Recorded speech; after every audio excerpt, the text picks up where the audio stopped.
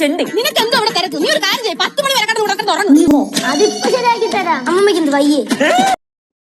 Hello guys, അങ്ങനെ നമ്മുടെ ഉപ്പും മുളകും പുതിയ പ്രമോദം നമ്മുടെ ലച്ചുവിനിട്ട് കൊട്ടോട് കൊട്ടാട്ടോ. നമ്മുടെ ലച്ചു ഉറക്കവും തീറ്റയും മാത്രമാണ് നമ്മുടെ ഭവാനി അമ്മൂമ്മ നമ്മുടെ കുടുപ്പുളത്ത് അച്ഛന്റെ അമ്മയുടെ മുന്നിൽ വെച്ച് ഇങ്ങനെ ആക്ഷേപിച്ച് പറയുവാണേ.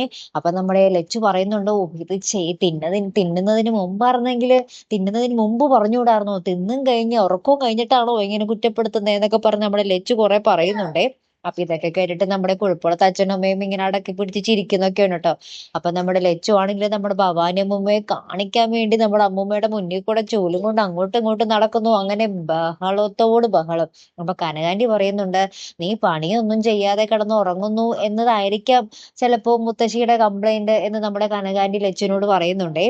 ഏറ്റവും ലാസ്റ്റ് ഉണ്ടല്ലോ നമ്മുടെ പാറുക്കുട്ടി ഞാൻ മാറ്റി തരാമെന്നും പറഞ്ഞിട്ട് അമ്മൂമ്മയ്ക്ക് എന്താ വയ്യേ എന്നും പറഞ്ഞിട്ട് നമ്മുടെ ഭവാനിയമ്മയുടെ അടുത്തേക്ക് നമ്മുടെ പാറുക്കുട്ടി ചെല്ലുന്നുണ്ട്. അപ്പൊ തന്നെ നമ്മുടെ കേശു പോയി നമ്മുടെ പാറുക്കുട്ടിയുടെ വാ പൊത്തുന്നുണ്ടേ.